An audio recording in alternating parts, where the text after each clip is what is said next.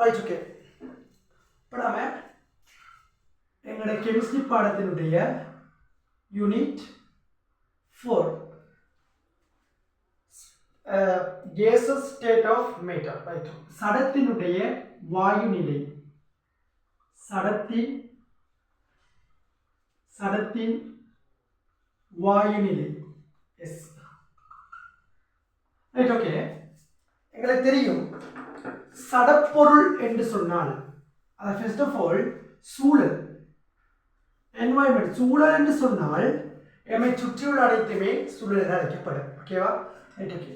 இந்த சூழல் இரண்டு வகையாக பிரிக்கப்படுது. ஒன்று சடம், இன்னொன்று சக்தி. சடம், இன்னொன்று சக்தி. ரைட். சடம் என்று சொன்னால் என்ன என்று கேட்டா, திணிவை கொண்டதும். ரெண்டு கேஸ் இருக்குது. திணிவை கொண்டது, வெளியில் இடத்தை பிடிப்பதுமானது. திணிவை கொண்டது, வெளியில் இடத்தை பிடிப்பதுமானவை சடம். அதே மாதிரி சக்திக்கு என்ன டெஃபினிஷன் சொன்னா, திணிவை கொண்டிராததும் வெளியில் இடத்தை பிடிக்காததும். இங்க திணிவு இல்ல, வெளியில இடத்தையும் பிடிப்பது கிடையாது. ரைட் ஓகேவா? அந்த கேஸ்ல வலி, இந்த சடப்பொருள் எங்க கிட்டவா, மண், அதே மாதிரி நீர், அதே மாதிரி வலியும் வரும். ரைட். அப்ப நீங்க கேட்கலாம், வலி என்று சொல்றதுக்கு திணிவிரிக்காடு கிடையாது. திணிவிரிக்க இல்லையா? பலனுக்குள்ள காற்றை ஊதிட்டு அதை நம்ம நிறுத்தி பார்த்து என்ன செய்யும், திணிவு பார்த்துக்குள்ள இயலும். ரைட்டா? அதே மாதிரி ஒரு இடமும் தேவைப்படும். ஒரு வலியோடு இருப்பதற்கு ஒரு இடமும் தேவைப்படும். Right okay. அப்ப அந்த வகையில வலி என்று சொல்றது சக்திக்கு வர மாட்டேன். ரைட்டா? சடப்பொருள்கள் வரும். ரைட். இப்ப இன்னொரு கேஸ், இது சடப்பொருள். சடப்பொருள் வந்துக்கிட்டு பௌதிக நிலைகளுக்கு ஏற்ப, சடப்பொருள் பௌதிக நிலைகளுக்கு ஏற்ப 3 வகையாக பிரிக்கப்படுது.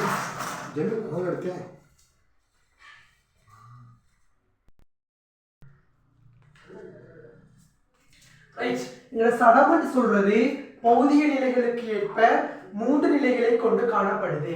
ஒன்று தீன்மம், இன்னொன்று திரவம், இன்னொன்று வாயு. ரைட்டா? திண்மம் என்று சொல்றதுனால solid என்று சொல்லுவோம். solid s என்று போட்டுக் கொள்வோம். திரவத்துக்கு liquid என்று போட்டுக் கொள்வோம். வாயுக்கு gas என்று போட்டுக் கொள்வோம். கரைசலுக்கு aqueous என்று போட்டுக் கொள்வோம். ரைட்டா? அந்த இடத்துல வேணாம். சரி. அப்ப திண்மம், திரவம், வாயு, இந்த கான்செப்டுக்குள்ள நாங்க முற்றுமுழுதாக இந்த யூனிட் 4 கெமிஸ்ட்ரியினுடைய யூனிட் 4ல கேஸஸ் பத்தின இயக்கத்தை ஃபுல்லாவே பார்க்க போறோம். இந்த சடத்தினுடைய வாயு நிலை எப்படிப்பட்டது, அதுக்கு என்னென்ன பண்புகள் இருக்குங்கிறத பத்தி ஆராய போறோம். ரைட்டா? ரைட். அப்ப எங்களுக்கு தேவையானது வாயு. Right okay. இப்ப இந்த யூனிட்ல நாங்க எது படிக்கணும்னு சொன்னால், முதலாவது ஹெடிங் என்ன போடுவோம்னு சொன்னால், சடத்தின் 3 நிலைகள். முதலாவது ஹெடிங் சடத்தின் 3 நிலை. சடத்தின் 3 நிலைகளையும் பற்றி எங்களுக்கு அறிமுகம் வேணும். இரண்டாவது வாயு நிலை. S, case state. வாயு நிலையை பத்தி நாங்க சொல்லணும். அந்த வாயு நிலைக்குள்ள சில விதிகள் வரும். முதலாவது விதி வாயு விதி என்று சொல்றாரு. ரைட்டா? அதாவது அந்த வாயு விதிக்குள்ள நாம ஐடியல் கேஸை பத்தி படிப்போம். ஐடியல் அதாவது இலட்சிய வாயுக்களை பற்றி. இலட்சிய வாயு. எஸ், இலட்சிய வாயுன்னு சொன்னா என்னங்கிறத பத்தி என்ன செய்வோம் நாம இந்த இதில் பார்த்துக்கொள்ளும். ரைட். அதே மாதிரி நம்ம 2-3 பேர விதிகள் இருக்கும். ஒன்று பொயிலின் விதி, சால்ஸின் விதி, அவகாத்ரோ விதி. அப்ப முதலாவது பாயில்ஸ் லோ, போயிலின் விதி, அதே மாதிரி சால்ஸினுடைய விதி, சால்ஸின் விதி, அதே மாதிரி அவகாதரோவின் விதி. எஸ், அதில் வந்துக்கிட்டு நிறைய கிராஃப்ஸ் எல்லாம் இருக்கும். ஸோ அந்த மாதிரி கேஸ் ரைட். இந்த பாயிலின் விதி நீங்கள் சொல்ல ஆரம்பிச்சுக்கொள்ளுங்க, விபி பாயிலின் ஆரம்பிச்சுக்கொள்ளுங்க, விபி. அதே மாதிரி சால்ஸுக்கு விடி, அதே மாதிரி அவகாதரோவுக்கு விஎன் ஆரம்பிச்சுக்கொள்ளுங்க, விஎன் KVN. ரைட். உங்களுக்கு இந்த விதிகள் அம்பளையும் உங்களுக்கு ஒரு கிளிக் கொண்டிருக்கு கனவளவு. ரைட், ஓகேவா? ஓகே. அப்ப நீங்க பாயிலின் விதி என்றாலே உங்களுக்கு ஞாபகம் வரணும். எஸ், விபி பாயில் ஆரம்பிச்சுக்கொள்ளுங்க. ரைட்டா? V P Boyle, V T Charles, V N Avogadro. அதே மாதிரி மூலர் கனவளவு, இதுல சில இன்னொரு ஹெடிங்ஸ் படிக்கணும். மூலர் கனவளவு என்று சொல்ற ஒரு யூனிட், அந்த சப் ஹெட்டிங் உண்டு, வி மோல்ஸ். அப்படி அதே மாதிரி இன்னொரு இருக்கிறாரு இணைந்த வாயு விதி. இந்த அம்புட்டி விதியும் சேர்த்து ஒரு விதியை நாங்கள் கிரியேட் பண்ணுவோம். அதை சொல்றது இணைந்த வாயு விதி, என்று சொல்லுவோம். அதே மாதிரி உங்களோட மூன்றாவது பெரிய ஹெடிங் என்னன்னு சொன்னா டால்டனின் பகுதி அமுக்க விதி. டால்டன்ஸ் பகுதி அமுக்க விதி, பகுதி அமுக்க விதி. அதே மாதிரி லாஸ்ட் வாயுக்களினுடைய இயக்கம், வாயுக்களின் மூலக்கூற்று இயக்கம், வாயுக்களின்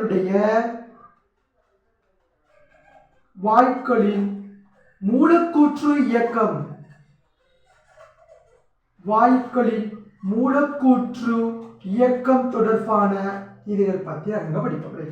அது முடிய வந்துக்கிட்டு எல்லாத்தையுமே ஒரு சமரி பண்ணுவோம். அதோட கேசஸ் என்ன செய்யும், ஃபுல்லா ஃபில்லா முடியும். ஓகேவா? ரைட். வெல், அப்போ நம்ம இவ்வளோ ஒரு யூனிட் எடுத்தோம்னு சொன்னால் அவங்க எதெல்லாம் பார்க்க போகிறோம்னு சொல்றது தேவைதானே. ஸோ நான் வந்துக்கிட்டு இந்த கெமிஸ்ட்ரி வந்துக்கிட்டு 4 ஹெடிங்காக பிரிச்சு இருக்கிறேன். ரைட்டா? ஒன்று சடத்தினுடைய 3 நிலைகளை பற்றி படிக்கணும், அடுத்தது வாயு நிலை, அடுத்தது டால்டனினுடைய பகுதி அமுக்க விதி, அடுத்தது வாயுக்களின் மூலக்கூற்று இயக்கம். படித்தோம்னு சொன்னால் டிஎஸ்எஸ் என்ன செய்யும், முடிச்சுக்கொள்ளும். Right, okay? வந்து பாஸ் பேப்பர் மெடிசின் கொள்ளையிலும் போயிடல முடியும். ரைட், ரைட், நோட் பண்ணிக்கொள்ளுங்க.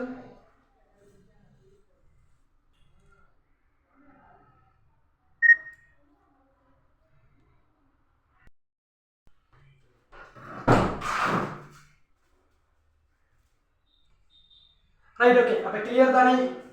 ரைட். அப்ப நாம ஃபர்ஸ்ட் ஹெடிங் போடணும், சடத்தினுடைய 3 நிலைகள், அதாவது திண்மம், திரவம், வாயு. அதை பத்தி பார்க்கலாம். ரைட், ஓகேவா? ரைட். எனக்கு தெரியும் திண்மம் என்று சொன்னால் அதுல மூலக்கூறுகள் எவ்வாறு அமைந்திருக்கும், திரவம் என்றால் அவற்றுடைய மூலக்கூறுகள் எவ்வாறு அமைந்திருக்கும், வாயு என்றால் அவற்றுடைய மூலக்கூறுகள் எவ்வாறு அமைந்திருக்கும் என்கிறது தெரியும். ரைட், ஓகேவா?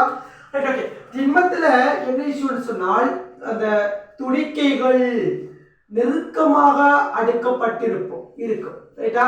ஓகே. அப்ப துணிக்கைகள் நெருக்கமாக, அது என்ன ஒரு பெயர்ஸ் இருக்கு, துணிக்கைகள் நெருக்கமாகவும் இறுக்கமாகவும் அடுக்கப்பட்டிருக்கும். ரைட்டா? ரைட். உங்களுக்கு நான் நோட்ஸ் அனுப்புவேன், நீங்க அதை ரிஃபர் பண்ணீங்கன்னா ஓகே. ரைட். அப்ப திண்மத்துல துணிக்கைகள் நெருக்கமாகவும் இறுக்கமாகவும் பிணைக்கப்பட்டிருக்கும். கடு முக்கியமா நெருக்கம் இறுக்கம், கடுங்கவனம், நெருக்கம் வேற இறுக்கம் வேற. ரைட்டா? ஓகே. துணிக்கைகள் முதலாவது இது, துணிக்கைகள் நெருக்கமாகவும் இறுக்கமாகவும் பொதி செய்யப்பட்டிருக்கும். ரைட். அதே மாதிரி திரவத்துக்கு வந்துகிட்டு துணிக்கைகள் ஓரளவு நெருக்கமாக, அதாவது அது எப்படி சொல்லுவாங்கன்னு சொன்னா நெருக்கமாக காணப்படும், ஆனால் இறுக்கமாக காணப்படுவதில்லை. எப்படி கீ வருதுன்னு பாத்தீங்களா?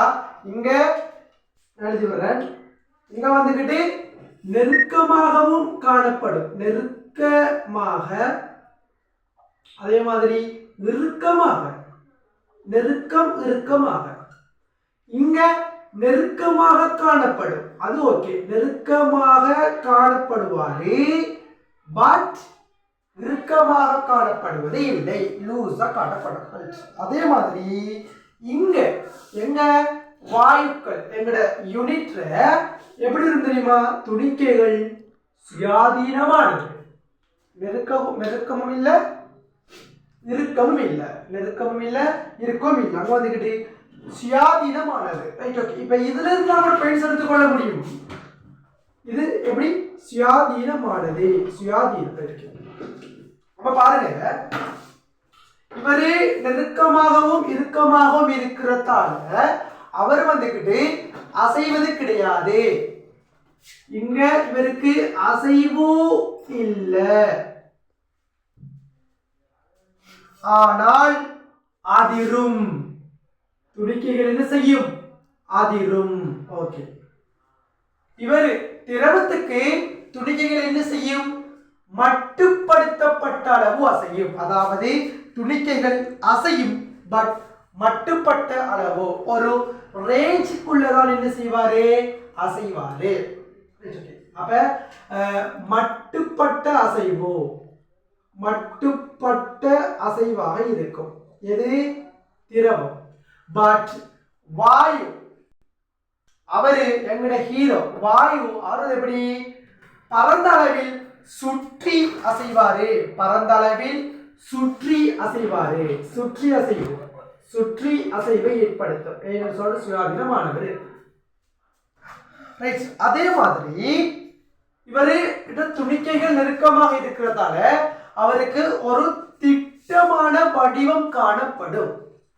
ஒரு திண்மத்தை எடுத்தோம்னு சொன்னால் திட்டமான வடிவம் என்ன செய்யும்? காணப்படும். ஆனால் திரவத்துக்கோ வாயுவுக்கோ ஒரு திட்டமான வடிவம் இல்லை. இப்ப வடிவத்தை பத்தி சொல்லிட்டீங்கன்னா இங்க இவருக்கு வடிவம் என்கிற ஒன்று இருக்கும், திட்டமானது இருக்கும். நாம ஷேப்ப சொல்லலாம், உருளை என்ற உருளை, முக்கோணம் சொல்லணும்.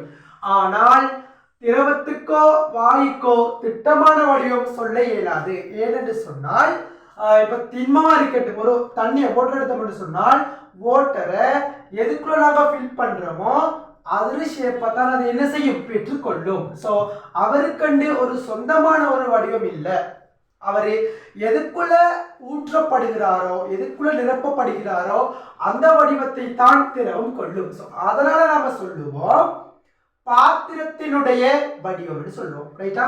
பாத்திரத்தினுடைய வடிவம். வாயு அவ்வாறுதான், எதுக்குள்ள நாம ஃபில் பண்றோமோ அதுல வடிவமாகத்தான் என்ன செய்யும்? அது இருக்கும். அப்ப வடிவம் ஓகே. அடுத்தது நாங்க கதைக்க வேண்டியது 3 முக்கியமான விஷயம். ஒன்று மூலக்கூற்று விசை, அமுக்கப்படும் தன்மை, அடர்த்தி. இது எங்களுக்கு முக்கியமாக இருக்குமா? எப்படி? மூலக்கூற்று விசை, மூலக்கூற்று விசை. ரைட். இப்ப நாம திண்மத்தை எடுத்தோம்னு சொன்னா திண்மம் நெருக்கமாக காணப்படுறதால இவருக்கிடையிலேயும் மூலக்கூற்று விசைகள் காணப்படும்.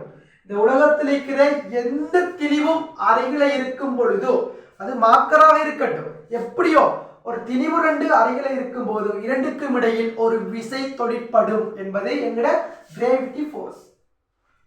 ஏன்னா அதே மாதிரி இந்த துணிக்கையில் நெருக்கமாக இருக்கிறதால அதுக்கடையில மட்டும்தான் என்ன செய்யும்? மூலக்கூற்று விசைகள் காணப்படும். ஆனால் வாயுவுக்கு என்ன கேஸ்ன்னு சொன்னால் துணிக்கைகள் பல அந்த ரேஞ்சில் காணப்படுறதால இவருக்கும் இடையில் ஒரு எஃப், அதாவது மூலக்கூற்று விசை தொழிற்படும். அதே திணிவுக்கு இன்னும் ஒரு மூலக்கூற்று விசை என்ன செய்யும்? தொழிற்படும். சோ பரந்த அளவில் மூலக்கூற்று விசைகள் தொழிற்படும். சோ எங்களுக்கு தெரிஞ்சிருக்க வேண்டும், திண்மத்துக்கு மூலக்கூற்று விசை இருக்கும், ஆனால் திரவத்துக்கு அதிகமாக இருக்கும். ஆனால் வாயுவுக்கு 2 பக்கம், அதாவது துணிக்கைகள் மிகவும் தூரத்தில் இருக்கிறதால எந்த விதமான ஒரு கனெக்டிங்கும் இருக்க போறது கிடையாது. எந்த விதமான ஒரு கனெக்டிங்கும் இருப்பது கிடையாது. சோ மூலக்கூற்று விசை அங்க இருக்கும், பட் புறக்கணிக்கத்தக்க அளவாக இருக்கும். ரைட்டா? ஆகும், குறையும், இல்லைன்னு சொல்ல இயலாது. ரைட்டானே? Okay, good. அடுத்தது, அப்ப மூலக்கூற்று விசை திண்மத்துக்கு இருக்கும், திரவத்துக்கு கூடவே இருக்கும், கூட வாயுவுக்கு ஆகவும் குறைவாக காணப்படும். ரைட்டா?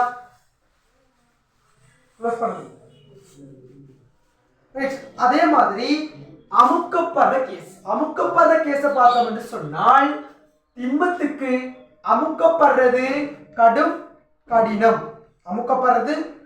கடினம், ஆனால் திரவத்துக்கு இன்னமும் கடினம், ஆனால் வாயுவுக்கு அமுக்கிறதுக்கு கடும் லேசு. எப்படி அமுக்கப்படுறது இங்க கடினம், இங்க கடினம், திண்மத்துக்கு கடினம், பட் இங்க திரவத்துக்கு மிக கடினம், ஆனால் வாயுவுக்கு இலகுவானது, அமுக்குறதுக்கு இலகுவானது, வாயு அமுக்குறதுக்கு இலகுவானது. ரைட்டா? யாருக்கு கூட அமுக்கம்? திரவத்துக்கு தான் அமுக்குறது கூட. ரைட். அதே மாதிரி அடர்த்தி, நம்ம அடர்த்தியை பார்க்க போனோம் என்று சொன்னால் திண்மத்துக்கு வாட்டர் நீர் எடுத்துக்கொள்ளுவோம், திரவத்துக்கு மண் சேண்ட் எடுத்துக்கொள்வோம், வாயுக்கு வந்துக்கிட்டு ஏதோ ஒரு கேஸை நம்ம எடுத்துக்கொள்வோம். எடுத்தால் யாருக்கு அடர்த்தி கூட? அதாவது அதை பார்க்கறதுக்கு நாம 3 பலூன் எடுப்போம். சரியா? 3 பலூன் எடுத்து ஒரே மாதிரி மண்ணை நிரப்புவோம், ஒரே மாதிரி தண்ணி நிரப்புவோம், ஒரே மாதிரி வாயுவால ஊதி கட்டிக்கொள்வோம். இது 3 ஒரே அளவென்று சொல்றதால எங்களுக்கு அது பாதிப்பு ஏற்பட போறது கிடையாது. ஸோ ஒரே அளவாக காணப்படுது, ஆனால் அங்க அமைப்பு வேற. ஸோ நம்ம எது கடுப்பாரம்? மண் பாரமாக இருக்கும். இது நீர், இது வளி. ஸோ மண் பாரமாக இருக்கிறதால மண் தான் அடர்த்தி கூட நீரை விட, நீர் அடர்த்தி கூட வலியை விட. ஸோ எங்களுக்கு தெரியும் திண்மம், திரவம், வாயு, இதுல அடர்த்தி யாருக்கு கூட என்று சொன்னால் திண்மத்துக்கு கூட, சொல்லிட்டுக்கு கூட, டென்சிட்டி கூட. அதோட ஆக குறை யாருக்கு? கேஸுக்கு, வலிக்கு இருக்கு. ரைட்டா? இதோட எங்கட இந்த சடத்தினுடைய 3 நிலைகள் என்று சொல்றது முடிவடைகிறது. சடத்தினுடைய 3 நிலைகள் என்று சொல்றது ஃபுல் கிளியரா முடிவடைகிறது. எங்கட அடுத்த ஹெடிங் வந்துகிட்டு வாயு நிலையாக இருக்கும். அடுத்தது வாயு நிலை. அதுக்கு முதல்ல இந்த திண்மம், திரவம், வாயுக்கு இடையில் உள்ள ஒரு கனெக்ட் நம்ம பார்க்கணும். இந்த திண்மம், திரவம், வாயுக்கு இடையில் உள்ள கனெக்டிங்க பார்க்கணும். ரைட்டாவா? திண்மம் இருக்கிறாரு, அது திரவமாக மாறுறாரு. அடுத்தது வாயு. அதாவது இந்த திண்மம், திரவம், வாயுக்கு இடையில் இருக்கிற ஒரு ஒற்றுமையை பார்க்க போறோம். அதாவது என்ன இஷ்யூன்னு சொன்னால் இந்த சடத்தினுடைய அமைப்பு, அதாவது அமைப்பு மாறுவதில்லை, பட் இயல்பு மாறும். கடந்த பாயிண்ட்ஸ் கவனமா, அமைப்பு மாறாது, பட் இயல்பு என்ன செய்யும்? இயல்பு மாறும். அமைப்பு மாறாது, பட் இயல்பு மாறும். அவ்வாறு சடத்தினுடைய பகுதிய நிலைகளை மாற்றிக்கொள்ள முடியும். அதாவது ஒரு நிலையிலிருந்து இன்னொரு நிலைக்கு மாற்ற முடியும். சோ நாம திண்மத்தை திரவம், அதாவது திண்மத்தை திரவமாக மாற்றணும் சொன்னால் அதுக்கு ஒரு பேர் இருக்கு. என்ன பேரு? உருகுதல். என்னது? உருகுதல். அதே மாதிரி திரவம் வாயுவாக மாறினால் அதுக்கு பேர் இருக்கு ஆவியாதல். ஆவியாதல். அதே மாதிரி வாயு திண்மமானால் அதுக்கு ஒரு பேர் இருக்கு. என்ன பேரு? ஒடுங்குதல். சரியா? ஒடுங்குதல். அது என்ன சொல்லணும் விளங்குதா? சின்ன வகுப்புல படிச்சிருக்கலாம். படிச்சிருக்கா? ஒடுங்குதல். அதாவது வாயு திண்மமா மாறினால், சரி, வாயு வந்துகிட்டு திண்மமா மாறினால் அதுக்கு பேர் என்ன சொல்றேன்? பதங்க மாதல் சொல்றேன். ஓம் தானே? ஓமா? வாயு திண்மமா மாறினால் அதுக்கு என்ன சொல்றேன்? பதங்க மாதலா? நம்ம திரும்ப ஒரு ரவுண்ட் வருவோமே. திண்மம் திரவமா மாறுறதுக்கு உருகுற, ஐஸ் கட்டி உண்டு தண்ணியா மாத்தி என்ன செய்யற? உருகுற. ரைட். திரவம் வந்துகிட்டு வாயுவா மாறுறதுக்கு என்ன சொல்ற? ஆவியாதல். அதே மாதிரி வாயு திண்மமா மாறுறதுக்கு என்ன சொல்ற?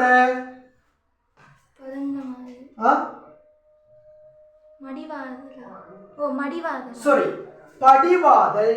படியிற. எப்படி? படியிற, படிவாதல். கடுமானம் இருக்குமா? படிதல். என்னது? படிதல்.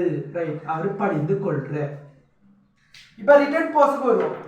நாம சொல்லிக்கமே ஒன்றிலிருந்து ஒன்று மாற்ற முடியும். சோ நான் சொல்றேன் திரவம் கட்டியாக மாறுற தண்ணி கட்டியா மாறதுக்கு எங்களுக்கு அழகா தெரியும் உறைதல். என்னது உறைதல். அதே மாதிரி வாயு திரவமா மாறினா அதுக்கு பேர் என்ன? ஒரு வாயு திரவமா அதுக்கு பேர் என்ன சொல்றேன்? ஒடுங்குதல். என்ன சொல்ற? ஒடுங்குதல். அதே மாதிரி வாயு திண்மமா மாறுறது படிவாதல். அப்ப திண்மம் வாயுவாக மாறினால் அதைத்தான் நாங்க சொல்லுவோம் பதங்கமாதல். பதங்கமாதல். சோ 6 மாற்றங்கள் காணப்படுது. 6 மாற்றங்கள் காணப்படுது. நான் என்ன கூட சொல்றேன், இந்த துணிக்கையினுடைய இயக்கம், இந்த துணிக்கையினுடைய இயக்கத்தால தான் திண்மம் திரவம் வாயுவாக அப்படி மாறிக்கொள்ளுது நான் சொல்றேன். இப்ப நான் ஒன்று சொல்றேன், இந்த திண்மத்திர துணிக்கை நான் கொண்டு வந்தேன்னு சொன்னா அது எப்படி இருக்கும்? மிகவும் நெருக்கமான ஒரு அமைப்பில் இருக்கும் தானே. சோ இதை நான் திண்மம் தானே. இப்ப நான் திண்மம் என்ன செய்யறேன்னு சொன்னால் திரவமாக மாற்ற முடியுமா முடியாதா? முடியாதா? திரவமாக மாத்திரம் தானே. அங்க என்ன வேறு சொல்றேன்? திண்மம் திரவமா என்ன சொல்றேன்? உருகுதல். Right, okay. இப்ப நான் இங்க இதுக்கு வெப்பத்தை கொடுக்க, ஒரு ஐஸ் கட்டிக்கு நான் ஒரு வெப்பத்தை கொடுக்க, வெப்பத்தை கொடுத்தா அது திரவமா இருக்கு. அப்ப அது ஒரு மேஜிக்கா? அது ஒரு மேஜிக் இல்லடாப்பா. நீங்க பாருங்க, திண்மத்துக்கு துணிக்கைகள் எப்படி இருக்கு? நெருக்கமா இருக்கு. ஆனா திரவத்துக்கு ஐதாக இருக்கு. சோ நீங்க நல்லா பாருங்க, திண்மத்தை வெப்பத்தை கொடுத்த உடனேயோ திரவமாக மாறுது. அதாவது நெருக்கமாக இருந்தது லூஸ் ஆகுது என்று சொன்னால் இங்க இருக்கிற மூலக்கூற்று அந்த பிணைப்பு சொல்றது இங்க உடையுது. இங்க மூலக்கூற்று பிணைப்பு சொல்றது உடையுது. அதைத்தான் நீங்க யோசிச்சு பாருங்க இந்த கேசஸ்ல. சரியா? இப்ப திண்மம்ங்கிற வர்ற துணிக்கைகள் எப்படி இருக்கும்? நெருக்கமாக இறுக்கமாக இருக்கும். ஆனால் அதே திண்மத்தை நான் வெளியால் இருந்து ஒரு வெப்பத்தை தான் கொடுக்க, அந்த வெப்பத்தால அது என்ன செய்யுது? திரவமாக மாறுது. நீங்க திரவமாக மாறத பார்க்க வேணாம், அந்த துணுக்கையினுடைய அமைப்பை பாருங்க. இங்க நெருக்கமாக இருக்கிறது, இங்க ஐதாக இருக்கு. இங்க அதிரும், பட் இங்க அசையுது. அப்ப இங்க ஏதோ ஒன்று பிடிச்சிட்டு இருக்கிறது. வெப்பத்தை கொடுத்த உடனேயோ அந்த பிணைப்பு இல்லாம போகுது. அப்ப அதாவது இங்க அசைவு இல்லை, பட் அங்க அசையுது. நாம திரவம் என்று ஏன் சொல்றோம் என்று சொன்னால் அங்க அசையக்கூடிய துணிக்கைகள் காணப்படுது. மட்டுப்படுத்தப்பட்ட அளவில் அசையக்கூடிய துணிக்கைகள் காணப்படுது. சரியா?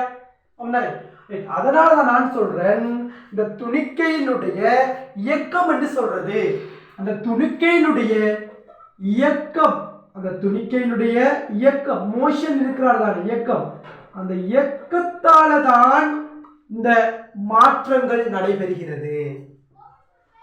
ரைட்டா? அதான் நான் சொல்றேன், துணிக்கையினுடைய இயக்கம் வந்துகிட்டு வெப்பநிலைக்கு நேர்விகித சமனாக காணப்படும். வெப்பநிலைக்கு நேர்விகித சமனாக காணப்படும். கடுங்கானமா, துணிக்கையினுடைய இயக்கம் வெப்பநிலைக்கு நேர் விகித சமன். அதாவது வெப்பத்தை நாம கொடுக்க, அதாவது வெப்பம் கூட கூட துணிக்கையினுடைய இயக்கம் என்ன செய்யும்? கூடும். துணிக்கையினுடைய என்ன செய்யும்? இயக்கம் கூடும். அதே மாதிரி பாருங்க, திண்மம் இருக்கிறாரு, வெப்பத்தை கொடுக்க இயக்கம் கூடுது, திரவமா மாறுது. இன்னமும் வெப்பத்தை கொடுத்தா இயக்கம் பரந்த அளவில் விரிய தோங்கும். சோ அதைத்தான் நாம சொல்லுவோம் வாயு. இப்ப ஃபுல்லா கிளியரா எப்படி மாறுது? அப்புறம் மந்திரம் இது இல்ல. ரைட். அப்ப நாம ஒரு தண்ணி எடுத்து சூடாய், அதோட கட்டி, ஒரு ஐஸ் கட்டிய ஸ்பூன் எடுத்து வெப்பத்தை கொடுத்தா அது இருக்கிற துணிக்கைகள் இறுக்கமா தான் இருக்கு. பெஸ்ட்டுக்கு அது என்ன செய்யும்? லூஸ் ஆகி அசையும். அப்ப தண்ணி மாதிரி வரும். இன்னமும் வெப்பத்தை கொடுக்கும் போது அந்த துணிக்கைகள் பறந்து அசையும். சோ அந்த பறந்து அசைறதை தான் சொல்றது வாயு. நான் சொல்றேன், இவ்வாறு நிகழ்ற மாற்றத்துக்கு முக்கிய காரணம் துணிக்கையினுடைய இயக்கம். ஐஸ் கட்டியை நம்ம ஃப்ரிட்ஜ்ல இந்த வழியில எடுக்கும்போது அதுக்குள்ள இந்த ஆவி எஸ். இப்போ நான் ஒரு தண்ணியை நல்ல கேள்வி, சட்டப்படி கேள்வியா. இப்ப ஒரு ஐஸ் கட்டி எடுங்க. பெஸ்ட்டுக்கு ஒரு கியூப்ல தண்ணி எடுங்க. தண்ணி எடுத்து வாட்டர் எடுத்து ஃப்ரிட்ஜுக்கு வைக்கிறீங்க. அடே, ஒரு தண்ணி எடுத்து ஃப்ரிட்ஜுக்கு வச்சா அதுக்கு என்ன அர்த்தம்? வெப்பத்தை குறைக்க. என்ன அர்த்தம்? வெப்பத்தை குறைக்க.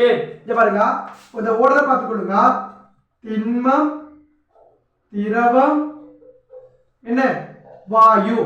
திண்மம், திரவம், வாயு. இப்ப நல்லா பாருங்க, ஒரு அதாவது திண்மம் இந்த கட்டியங்கிறத ஐஸ் கட்டிய வெப்பத்தை கொடுத்தா, இதான் வெப்பமா, வெப்பத்தை கொடுத்தா தனியா மாறுது ஒன்னே. அதுக்கு இன்னமும் வெப்பத்தை கொடுத்தா அது என்ன செய்யுது? வாயுவாக மாறுது. இப்ப மாறி பாருங்க, உங்களுக்கு வாயுவுக்கு வெப்பத்தை குறைக்கிறது உங்களுக்கு தெரியுமா? தெரியாதானே? அப்ப அது தேவை. இப்ப இதுல இருந்து பார்ப்போம். திரவத்துக்கு வெப்பத்தை குறைக்கிறா என்ன அர்த்தம்? அந்த தண்ணியை தூக்கி ஃப்ரிட்ஜில் வைக்கிறது. அந்த தண்ணியை தூக்கி நான் ஃப்ரிட்ஜில் வச்சா என்ன அர்த்தம்? வெப்பம் குறைக்க. வெப்பத்தை குறைச்சா, தண்ணீர வெப்பத்தை குறைச்சா என்ன வருது? திண்மம் வருது. அப்ப எப்படி நிகர் மாற்றுதுன்னு பாத்தீங்களா? திண்மம் வெப்பத்தை கூட்ட திரவமா மாறுது, அதுக்கு முன்ன வெப்பம் கொடுக்க வாயுவா மாறுது. அதே மாதிரி தான் வாயுக்கு வெப்பத்தை குறைச்சா திரவம் வரும், திரவத்துக்கு வெப்பத்தை இன்னமும் குறைச்சா ஐஸ் கட்டி வரும். அதான் ஃப்ரிட்ஜுக்கு வைக்கிறது. எல்லாருக்குமே கெமிஸ்ட்ரி எல்லா விதத்துக்குமே தெரியும். இப்ப எப்படி ஐஸ் கட்டி தாங்க என்ன செய்வீங்க? நீங்க உடனடியா தண்ணி எடுத்து ஃப்ரிட்ஜுக்கு வைப்பீங்க. அப்ப உங்களுக்கு கெமிஸ்ட்ரி தெரியும் தானே? கெமிஸ்ட்ரி தெரியும், ஆனா கெமிஸ்ட்ரியா எப்படி தெரியாது. சரியா? அப்ப நீங்க வெப்பத்தை குறைக்கீங்க. அதாவது என்ன சொல்ல வாரன்னு சொன்னா, இப்படி மாறுது தானே, திண்மம், திரவம், வாயு மாறுது தானே. அப்படி மாறுறதுக்கு காரணம் யாருன்னு சொன்னால் துணிக்கையினுடைய இயக்கம். அந்த துணிக்கையினுடைய இயக்கம் யாருல தங்கியிருக்கிறார் என்று சொன்னால் வெப்பநிலை. நீங்க வெப்பத்தை கொடுக்க கொடுக்க துணிக்கையினுடைய வேகம் அதிகரிக்க அதிகரிக்க துணிக்கை அசைய அசைய ஒவ்வொரு நிலைக்கு மாறும். நோமலா அசைஞ்சா திரவம், பறந்து அசைஞ்சா வாயு. சோ இத்தோட எங்கட முதலாவது சாப்டர் சடத்தினுடைய வாயு நிலை ஃபுல்லாக முடியுது. ஓகேவா? இப்ப நம்ம அடுத்தது பார்க்க வேண்டியது எது? வாயு நிலை என்கிற கான்செப்டும்